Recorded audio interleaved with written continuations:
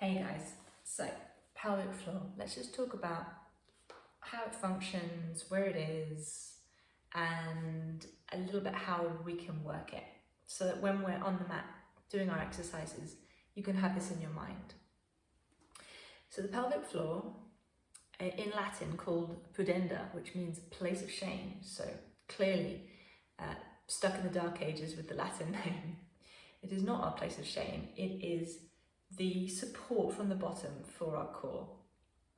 And I think quite often people think that it's like this muscle and it has to have tone, it has to be strengthened, but it needs both strength and flexibility. It has to have the ability to both be able to support and lift, but also to release. So things have to go out as well as be contained in.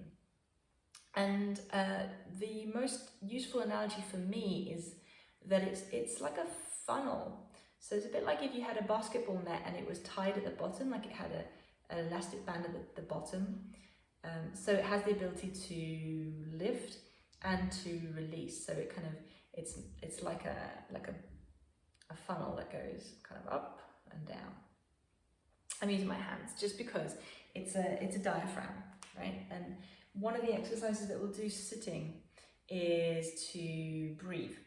So you can think about the diaphragm lifting and the pelvic floor lifting at the same time on the exhale, and on the inhale there's that release and there's that spreading and opening.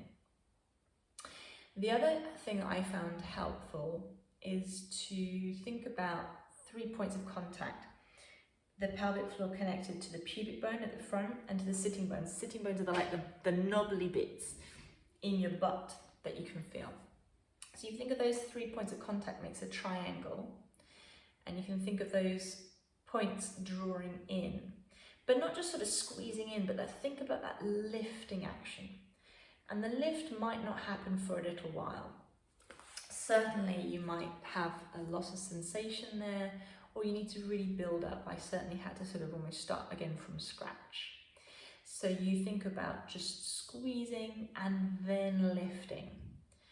Yeah, so remember that it's a funnel, it has to fully release, so don't be afraid to release. Yeah, things have to exit the body.